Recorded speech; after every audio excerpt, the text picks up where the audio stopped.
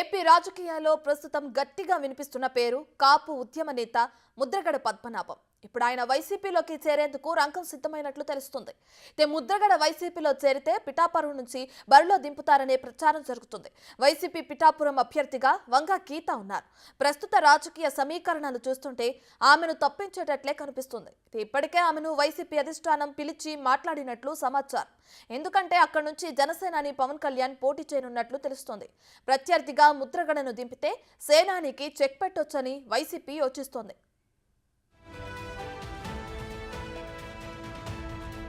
ఏపీలో ఎన్నికల వేళ కాపు ఓట్లపై రాజకీయ నాయకుల కళ్లు పడడంతో కాపు ఉద్యమ నేత ముద్రగడకు మంచి క్రేజ్ పెరిగింది. దీంతో రాజకీయ పార్టీలు ఆయనకు గట్టిగానే కాలం వేస్తున్నాయి. మొన్నటి వరకు జనసేనతో కలిసి నడవాలని అనుకున్నారు ముద్రగడ. కానీ టీడీపీతో పొత్తు పెట్టుకోవటం, కేవలం 24 సీట్లకే పరిమితం కావటం ముద్రగడకు నచ్చలేదు. పవర్ షేరింగ్ కాకుండా కొన్ని సీట్లకే రాజీ పడడంపై తనకు నచ్చలేదని బహిరంగంగానే విమర్శలు చేశారు.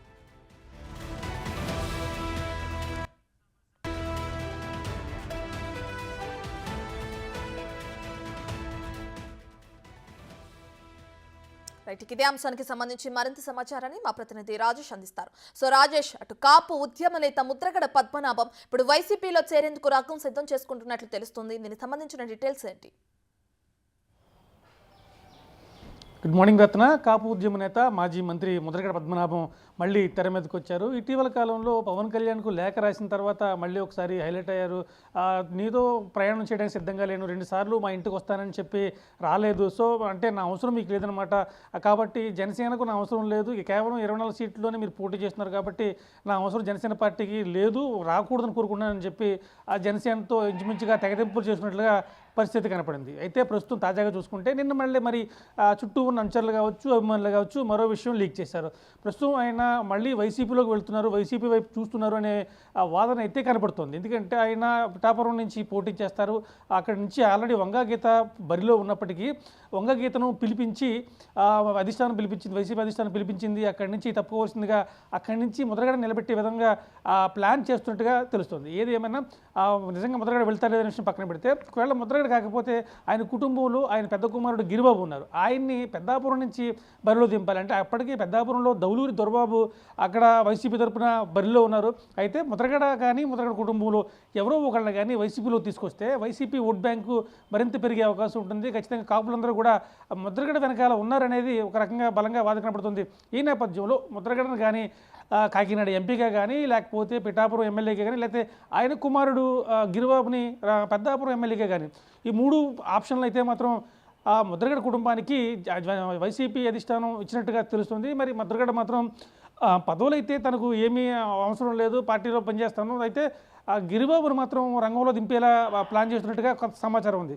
కానీ మరోవైపు పిఠాపురం నుంచి అటు టీడీపీ నుంచి రమణ కావచ్చు, మూర్తి కావచ్చు, ఎన్వీఎస్ రమణ కావచ్చు, అలాగే జనసేన నుంచి పవన్ కళ్యాణ్ కానీ బరిలో దిగితే వంగ గీత ఢీకొట్టుతుందా లేదా, అందువల్ల జనసేన కానీ ఎన్వీఎస్ రమణ కానీ వీళ్ళు దిగితే కనుక ఒకవేళ వాళ్ళని ఢీకొట్టాలంటే ఖచ్చితంగా ముద్రగడ పద్మనాభాన్ని ఆపోజిట్గా దింపితే పిఠాపురం సీటు ఖచ్చితంగా గెలుచుకుంటామనేది ఒక వాదన అయితే ఉంది. మరోవైపు పవన్ కళ్యాణ్ కాకినాడ నుంచి ఎంపీగా పోటీ చేస్తారనేది ఒక వాదన వినపడుతుంది. ఒకవేళ ఎంపీగా పోటీ చేస్తే ముద్రగడను కాకినాడ ఎంపీగా దింపాలా అనేది వైసీపీ ఆలోచిస్తున్నట్లుగా వైసీపీ నేతలు చెప్తున్నారు. ఏది ఏమైనా కానీ తూర్పుగోదావరి జిల్లాలో 3 కాన్స్టిట్యున్సీలు ప్రధానంగా వైసీపీ దృష్టి పెట్టింది. కాకినాడ ఎంపీ కావచ్చు, పిఠాపురం ఎమ్మెల్యే కావచ్చు, పెద్దాపురం ఎమ్మెల్యే కావచ్చు. ఈ 3 స్థానాల్లో వైసీపీ నుంచి ముద్రగడ కానీ ఆయన కుటుంబ సభ్యులు కానీ కుమారుడు కానీ ఎవరైనా బరిలో దిగుతారనేది 2-3 రోజులుగా వార్తలు అయితే బాగా గుప్పుకుంటున్నాయి. ప్రస్తుతానికి మాత్రం ఆయన కానీ ఒక లేఖ ద్వారా కానీ ఎటువంటి అధికారికంగా ప్రకటన చేయలేదు.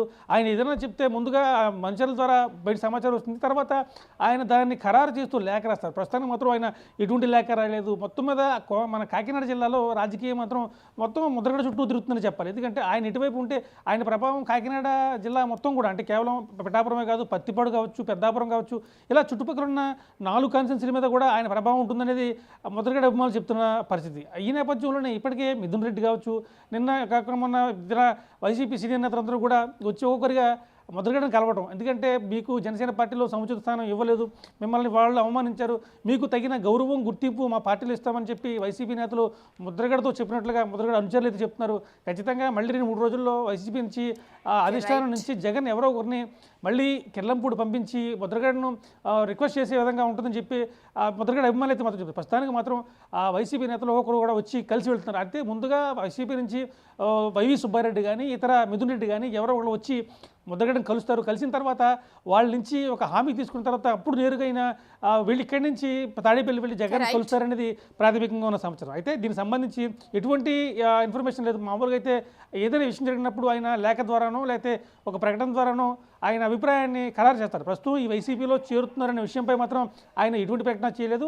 చుట్టూ ఉన్న అనుచరులు మాత్రం అంటే గత వారం రోజులుగా 10 రోజులుగా జరుగుతున్న పరిణామాల నేపథ్యంలో అటు వైసీపీకి అటు జనసేనకి గుడ్ బై చెప్పడం, వైసీపీ నేతలు కొంతమంది సీనియర్ నేతలు ఒక్కొక్కరిగా సీక్రెట్గా కలుస్తున్నారంటూ అనుచరులు చెప్తున్నారు. ఈ నేపథ్యంలో ఖచ్చితంగా ముద్రగడ చూపు వైసీపీ వైపు ఉందని చెప్పి ఆయన అభిమానులు మాత్రం చాలా ధీమా వ్యక్తిస్తున్న పరిస్థితి కనపడుతుంది. Ratna. Right, thank you for the updates.